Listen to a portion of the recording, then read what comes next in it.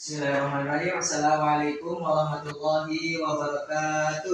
Waalaikumsalam. Alhamdulillahirabbil alamin wa bihi nasta'in ala umuri dunya waddin wassalatu wassalamu ala asrofil anbiya'i wal mursalin nabiyina Muhammadin wa ala alihi wa sahbihi ajma'in amma ba'du. Perkenalkan saya magang di sini adik-adik kelas 7 kan, benar ya? Ya. Panggil aja Abang Rizky atau Abang Darto bisa. Di sini saya magang mata kuliah akidah dengan tema lebih dekat dengan Allah. Nah, untuk sebelum materi selanjutnya kepada Dirpan dan jatuh tadi ya teman-teman yang nggak hadir, ntar di WA itu apa. Oke. Udah punya kan dulu deh. Aman ya. Nah, terus sudah absen, kita berdoa terlebih dahulu dipimpin oleh Syadan dan Zabir. Ya, teman-teman sebelum kita memulai pelajaran dan sama-sama di dalam hati berdoa dimulai. Berdoa selesai. Oke, langsung aja. Coba teman-teman, ini bisa kelihatan ya? Kelihatan. Coba Jakaria ini lagi ngapain? Jadi berdoa Bang. Pernah nggak sih teman-teman nih, bukan Jakaria doang, pernah nggak sih kita melakukan sesuatu, hati kita tuh enak gitu, ada sesuatu gampang, gampang melakukan sesuatu gitu. Nah itu berarti iman teman-teman lagi tinggi. Tapi pernah nggak sebaliknya, kalau ngerjain makalah gitu, aduh susah banget gitu ngerjain tugas. Nah, gambar ini menunjukkan bahwasanya orang tersebut itu berdoa. Nah, agar doa itu dikabulkan, itu ada caranya. Pertama, bersihkan hati dulu, teman-teman. Jadi teman-teman bersihkan hati, fokuskan bahwasanya kita ini lagi mau mengharapkan gitu. Ya pasti doa-doa baik kan yang teman-teman harapkan. Nah, setelah ditanya doa teman-teman tidak dikabulkan, bisa juga Allah mengabulkan di akhirat, bukan di dunia. Nah itu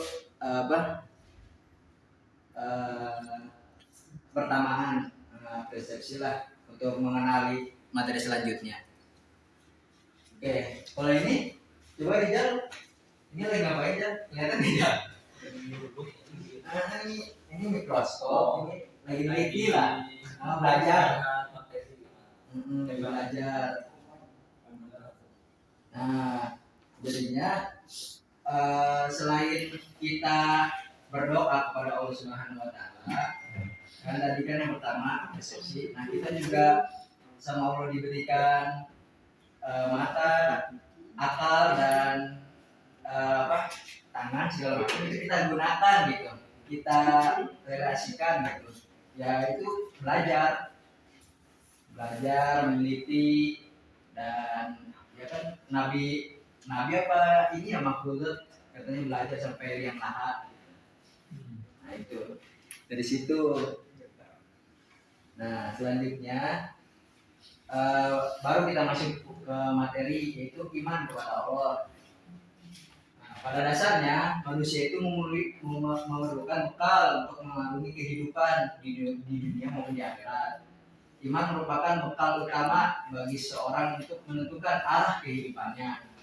Hidup tanpa dilandasi iman itu ibarat orang yang tersesat. Apabila orang tersesat itu tidak mengerti arah mata angin dan tidak tahu harus bagaimana melangkahnya. Nah, di sini urgensinya keimanan untuk seorang muslim. Jadinya kita harus betul-betul mengetahui hakikat iman, terus kepada siapa kita juga harus beriman. Nah, istilah dalam bahasa iman itu kan kepercayaan. Kalau secara istilah ada yang tahu nggak? Gimana? Eh, Coba sadar ada yang tahu nggak iman? Nggak tahu ya. Oke. Iman itu secara istilah itu membenarkan dengan hati, mengucapkan dengan lisan, bertindak dengan perbuatan. Itu secara istilah. Nah, tindakan itu tercermin gitu, perbuatan tadi itu tercermin apabila dia beriman, benar-benar beriman, dia bisa kelakuan gitu, perbuatan itu bisa dilihat dari kesehari-hariannya. Nah, iman juga patokannya itu adalah rukun iman itu yang ada 6. Ya, apabila kita tidak beriman, ya keluar dari rukun iman yang 6 itu. Nah, sambung ke ayat ini. Coba dibacakan kepada Dipan. Bismillahirrahmanirrahim. Ya ayyuhalladzina amanu aminu billahi wa rasulihi wal kitabil ladzi nazzala ala rasulihi wal kitabil ladzi anzala min qabl. Wa may yakfur billahi wa malaikatihi wa kutubihi wa rusulihi wal yawmil akhir faqad dhalla dhalalan. Nah, artinya sekalian. Artinya, wahai orang-orang yang beriman, tetaplah beriman kepada Allah dan Rasul-Nya, dan kepada kitab Al-Quran yang diturunkan kepada Rasul-Nya, serta kitab yang diturunkan sebelumnya. Barang siapa ingkar kepada Allah, malaikat-malaikatnya, kitab-kitabnya, Rasul-Rasulnya, dan hari kemudian, maka sungguh orang itu telah tersesat sangat jauh. Nah, makasih dari Dipan. Nah, jadi gitu tuh teman-teman. Apabila kita tidak melaksanakan rukun iman itu, maka ya kita akan terbawa angin gitu, mengikuti arus, tidak ada batasan-batasan di mana ada yang dilarang oleh Allah, ada yang juga diperintahkan. Jadinya kita harus mengimani gitu terhadap rukun iman yang keenam itu. Nah, selanjutnya yaitu kita juga harus memahami agar lebih dekat dengan Allah. Kita juga harus memahami Asmaul Husna. Asmaul Husna. Nah, ini ayat ini sama ya, yang kayak tadi dibacain di depan. Nah, kenapa kita harus memahami makna Asmaul Husna sih? Ya kita sadari betul gitu bahwasannya Asmaul Husna kan nama-nama Allah yang agung ya 99. Pasti teman-teman juga pada tahu. Nah, jadinya biar kita lebih dekat lagi, bagaimana lebih dekat lagi Allah gitu. Jadinya yang mengetahui Asmaul Husnanya, terus juga penciptaannya juga bisa. Tapi di sini kita menjelaskan tentang makna Asmaul Husna. Nah, saya juga mengambil nih satu nama dari Asmaul Husna, yaitu Al-Alim, yang dimana nama atau nggak arti Al-Alim? Kurban. Oh, nggak tahu. Al-Alim itu yaitu maha mengetahui. Jadinya Allah itu mengetahui segala perbuatan kita semuanya.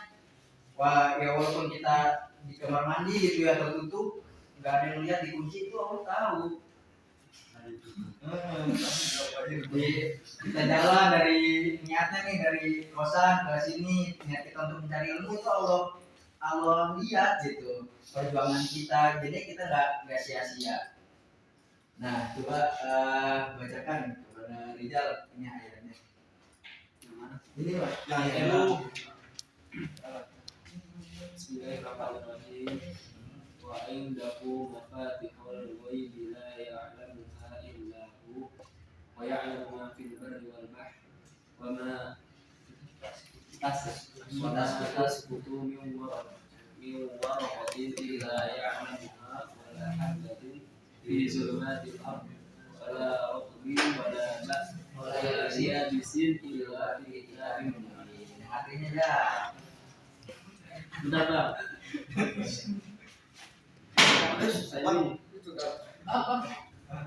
Daripada sisi Allah.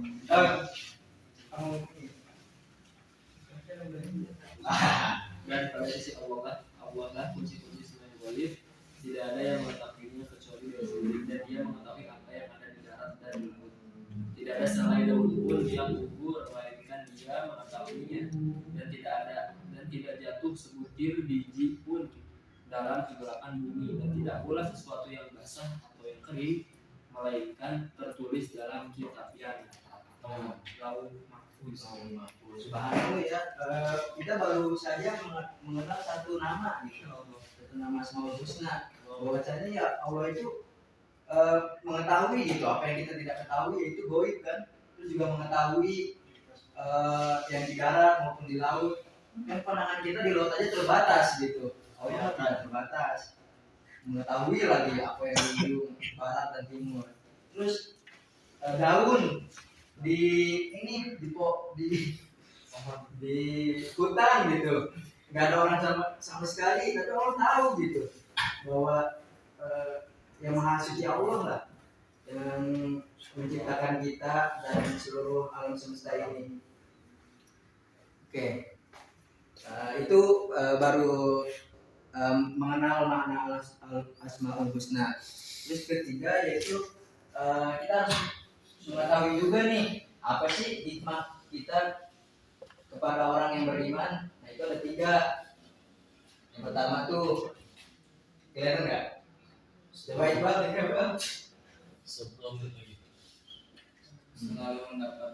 selalu mendapat pertolongan dari Allah Subhanahu wa taala. Nah, selalu mendapatkan pertolongan dari Allah Subhanahu wa taala. Jadinya ya kita sebagai seorang muslim lah ya dituntut untuk beriman gitu. Nah, setelah kita beriman baru kita mendapatkan manfaat ini. Nah, yang pertama itu selalu mendapatkan pertolongan dari Allah Subhanahu wa taala. Ini ayatnya itu A'udzubillahi minasyaitonir rajim. Inna lanansuru rusulana walladzina amanu fil hayatid dunya wa yaumil qiyamah. Sungguh kami menolong rasul-rasul kami dan orang yang beriman dalam kehidupan dunia dan pada hari berdirinya saksi-saksi di hari kiamat. Jadi Allah akan menolong gitu orang-orang yang beriman. Nah yang kedua yaitu hati menjadi tenang dan tidak gelisah. Coba dibacakan kepada Renata ayatnya. Alladzina amanu wa tatma'innu qulubuhum bi dzikrillahi ala bi dzikrillahi tatma'innul qulub. Artinya juga Orang-orang yang beriman dan mereka menjadi tenang dan mengingat Allah, karena bawahannya dengan mengingat Allah di atas nah, itu jadinya apabila kita benar-benar beriman, ya iman kita lagi tinggi lah, kan iman juga naik turun. Tapi kalau seperti yang tadi yang pertama khulafaur rasyidin dan itu, nah pasti hati dia tentram gitu. Seperti mana Nabi dilempari batu tidak membalas, malah mendoakan yang baik. Gitu. Yang terakhir sepanjang hidupnya tidak pernah merasa rugi. Nah di sini tuh dijelaskan di surat Al-Asr, wal asr demi masa, innal insana lafi khusr. Sungguh manusia itu berada dalam kerugian. Illal ladzina amanu wa amilus solihati wa tawassaw bil haqqi wa tawassaw bis sabr. Kecuali orang-orang yang beriman dan mengerjakan kebajikan serta saling menasihati untuk kebenaran dan saling menasihati untuk kesabaran. Nah, jadi teman-teman jangan sia-siain lah waktu kita. Waktu ini sangat singkat gitu, apalagi di akhir zaman ini. Sejam aja tidak terasa kan ya teman-teman. Main PS aja nggak kerasa, main biliar aja nggak kerasa. Nah, jadinya pergunakan gitu ya kita, walaupun kita main HP atau main segala sesuatu, alangkah baiknya ditambahin lagi perbuatan yang baik ya, seperti berzikir kan bisa di mana saja biar waktu kita tidak rugi, seperti yang di surat Al-Asr itu teman-teman. Nah kita udah tadi apa yang pertama memahami apa tentang pengertian iman. Yang kedua sebelum ini mengenai Asmaul Husna. Ketiga hikmah beriman. Oke.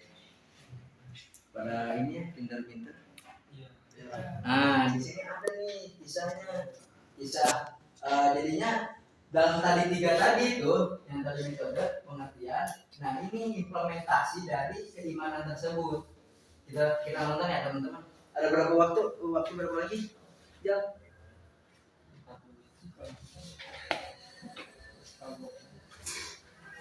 6 menit lagi ya? 6 menit. Bisa dilihat. Adik-adik, pada video pembelajaran kali ini, kita akan menyimak sebuah cerita yang berjudul Kisah Si Penggembala Kambing. Mari kita simak bersama. Abdullah bin Dinar berjalan bersama Khalifah Umar bin Khattab dari Madinah menuju Mekah. Di tengah perjalanan, bertemulah mereka berdua dengan anak gembala. Khalifah hendak mencoba memuji si gembala itu. "Wahai anak gembala, jualah kepadaku seekor anak kambing dari ternakmu itu," ujar Amirul Mukminin. "Aku hanya seorang budak," jawab si gembala. Khalifah pun membujuk, "Kambing itu amat banyak. Apakah majikanmu tahu?" "Tidak, majikanku tidak tahu berapa ekor jumlah kambingnya. Dia tidak tahu berapa kambing yang mati dan berapa yang lahir. Dia tidak pernah memeriksa dan menghitungnya." Khalifah terus mencoba membujuk, "Kalau begitu hilang 1 ekor kambing, majikanmu tidak akan tahu. Atau katakan saja nanti pada tuanmu, anak kambing itu dimakan serigala. Ini uangnya, terimalah, ambil saja buat kamu untuk membeli baju atau roti." Anak gembala tetap tidak terbujuk dan mengabaikan uang yang disodorkan oleh Umar. Si penggembala diam sejenak, ditatapnya wajah Amirul Mukminin. Dari bibirnya terucaplah kata-kata yang menggetarkan hati Khalifah Umar.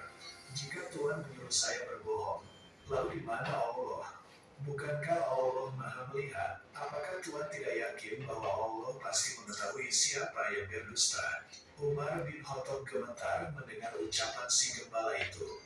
Rasa takut menjalari seluruh tubuhnya, persediaan tulangnya terasa lemah.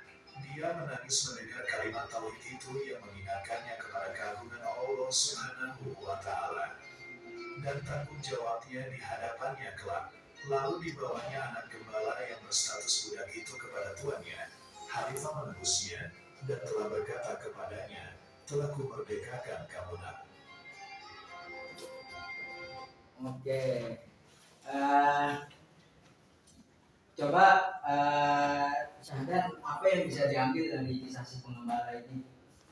Menurut saya kisah apa yang dapat bisa saya ambil dari kisah si penggembala ini ialah bagaimana cara kita untuk menerapkan atau membuktikan keimanan kita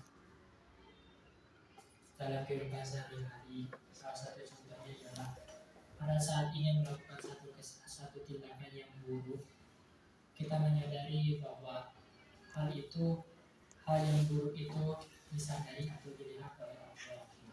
Itu Bagus ya, emang misalnya ini teladan. Gitu pokoknya teman-teman, jadinya pengembala ini jadinya mengkorelasikan yang tadi kita pelajari kan. Iya, Pengertian iman, terus juga asmaul Bagus, husna, terus yang terakhir Hikmah. iman. Nah, masuk ke sini ke kisah si pengembala. Jadinya bisa kan dikorelasikan gitu. Gak apa ya, kata orang kan susah biasanya mengkorelasikan keimanan gitu. Tapi ada kisah gitu di zaman ribuan tahun yang lalu.